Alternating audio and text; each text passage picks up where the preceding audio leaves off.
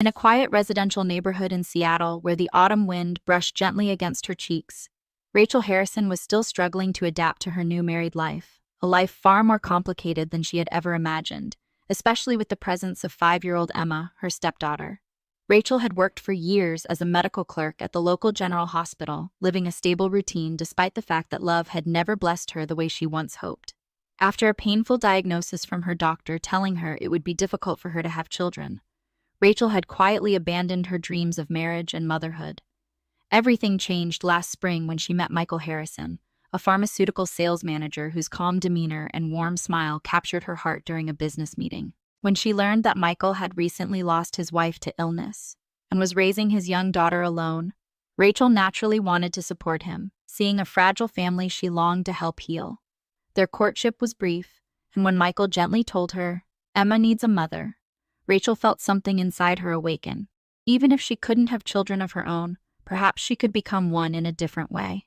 The wedding was small, held in a modest church with only family present, and Emma looked angelic in her little white dress as she walked down the aisle carrying a bouquet. But 3 months later, with 2 months of living together, Rachel found herself unable to hide her confusion. Emma, with beautiful blonde hair and large blue eyes, was an adorable child, but she always seemed distant. "Good morning, Emma," Rachel said brightly at the breakfast table, but the girl only murmured a tiny good morning without meeting her eyes. She didn't touch the pancakes Rachel made for her, only sipping a bit of orange juice.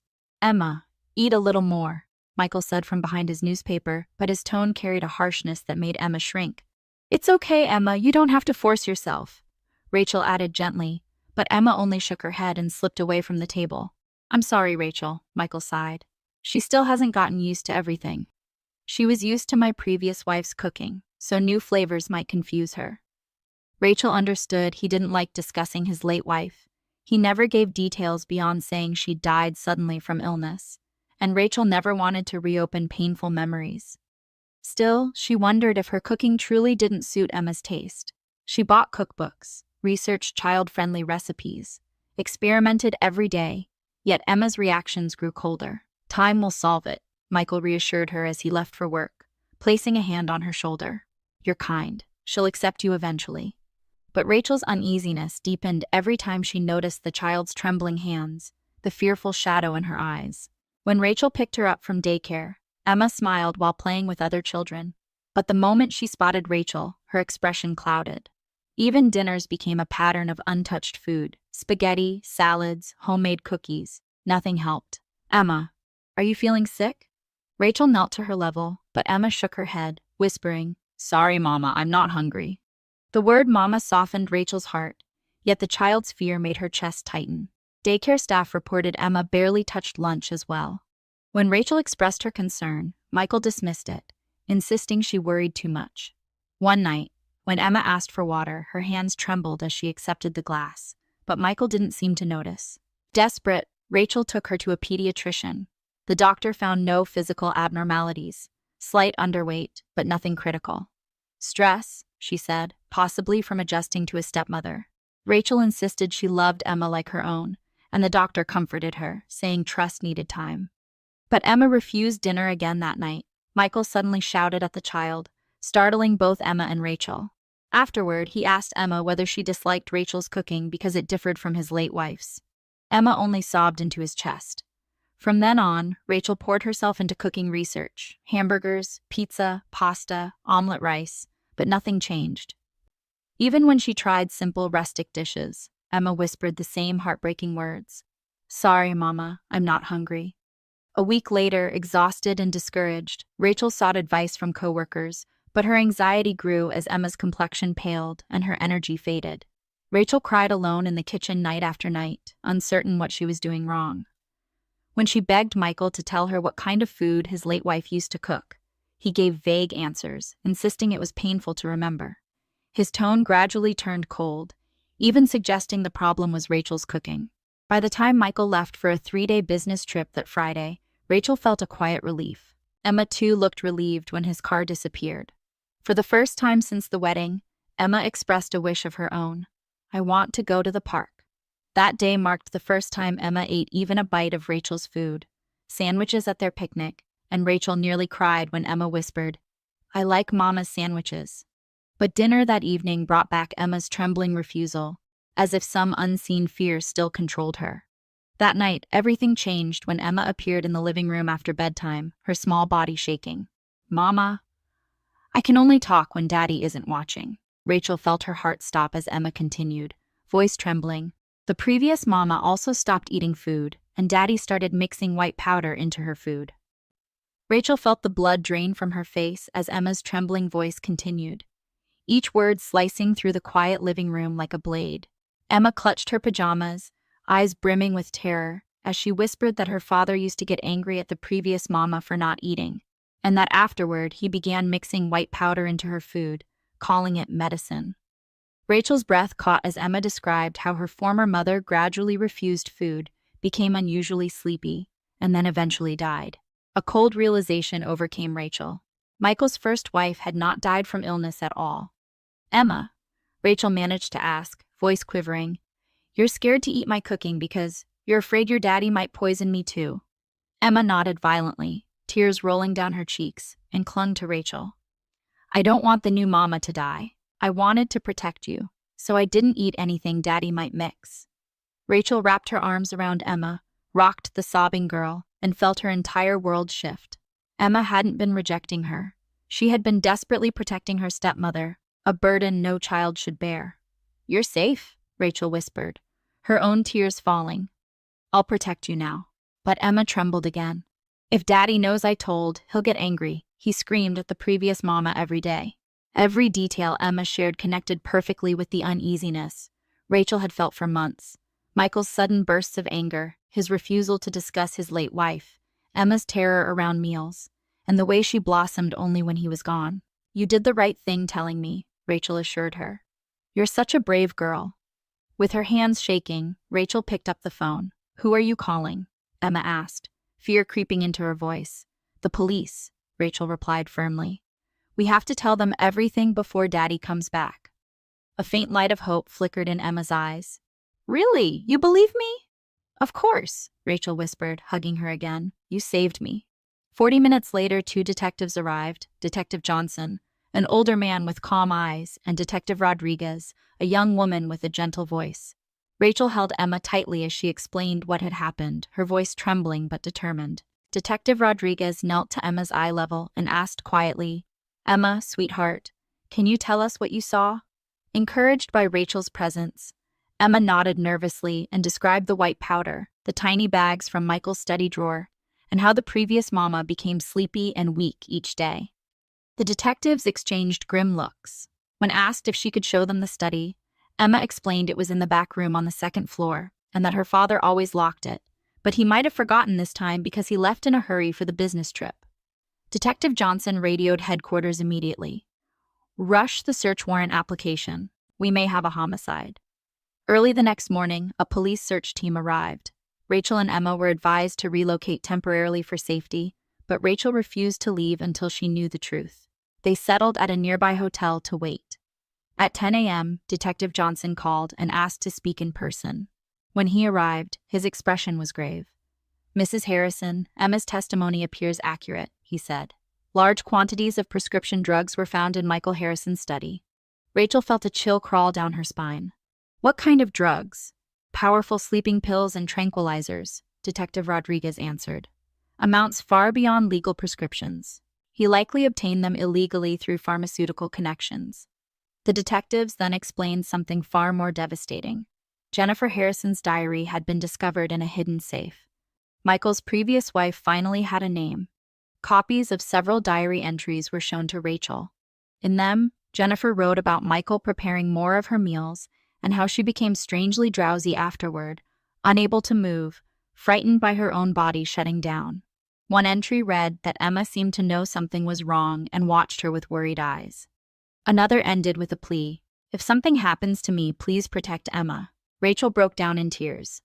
Jennifer had known. She had feared the same fate Emma now tried desperately to prevent for Rachel. The detectives continued. Michael had increased Jennifer's life insurance shortly before their marriage and had taken out a similarly large policy on Rachel right after their wedding. The implication was horrifying. She had been next. If Emma hadn't told you, Detective Rodriguez said softly. You might have met the same fate. Then came the question Emma whispered shakily. Are you going to catch Daddy? Yes, Detective Johnson assured her. He will be arrested for murder when he returns from his trip. Just then Rachel's phone rang. Michael. The detectives instructed her to answer normally. Hello, Michael, she said, forcing calm. How is Emma? Is she eating? He asked in his usual cold tone. Same as before, Rachel lied.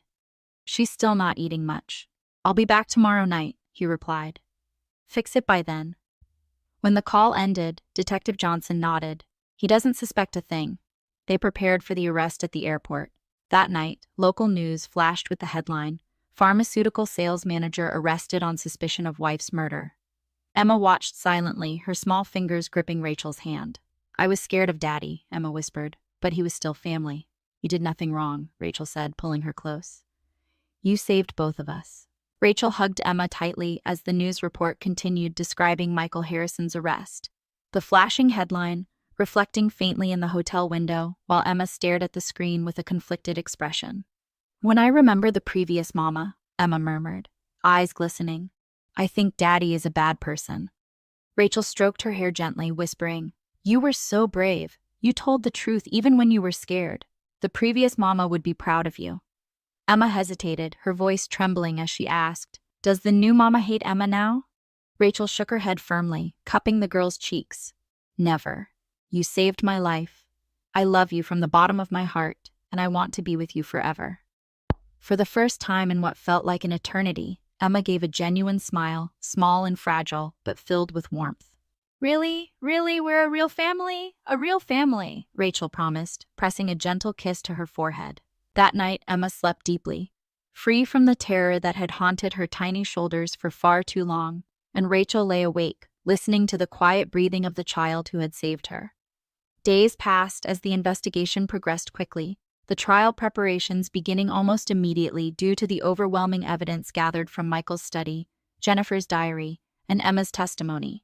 The community buzzed with shock as more details emerged: the illegal acquisition of prescription drugs, the insurance policies, and the carefully orchestrated lies Michael had woven for years. Throughout the legal process, Rachel stayed by Emma's side, supporting her through interviews and preparations for testifying.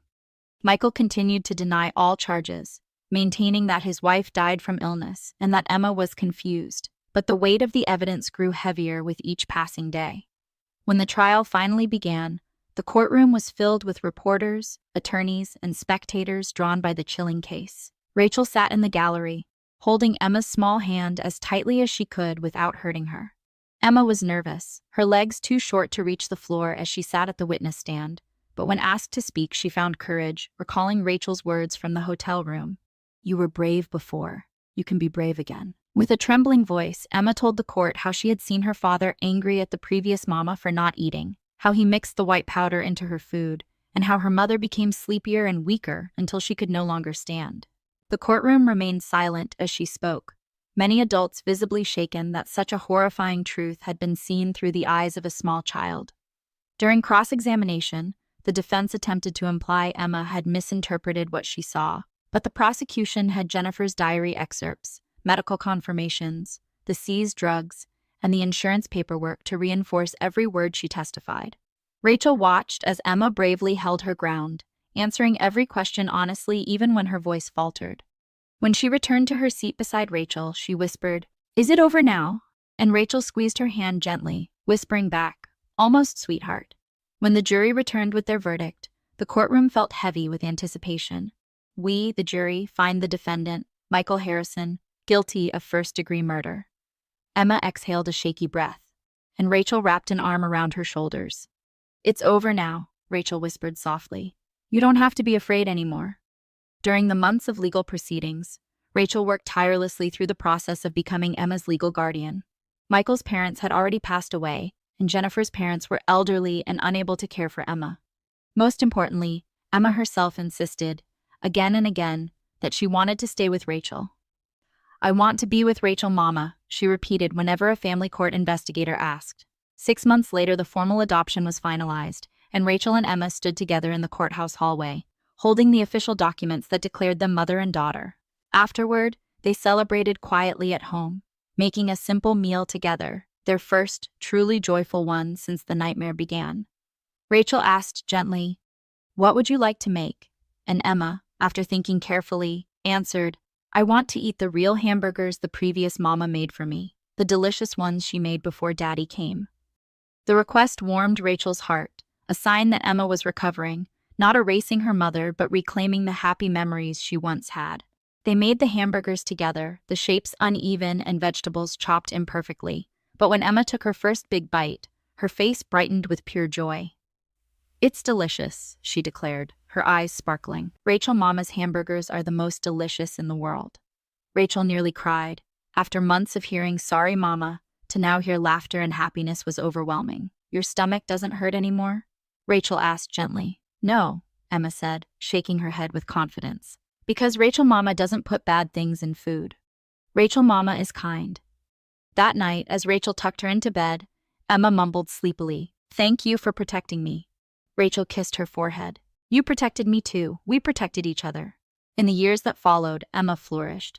By the time she turned 8, she was energetic, cheerful, had many friends, and loved school. Mealtimes became her favorite part of the day, and cooking together became a weekend tradition. Sometimes Emma looked up at the sky and said, "I think the previous mama is happy too." And Rachel believed she was right. Jennifer would be glad knowing her daughter was safe, loved, and smiling again. Emma often repeated her favorite sentence, "Rachel Mama's food is delicious because it's full of love." And in those simple words lived the truth of their new family, a family bound not by blood, but by trust, healing, and the love they chose to give each other.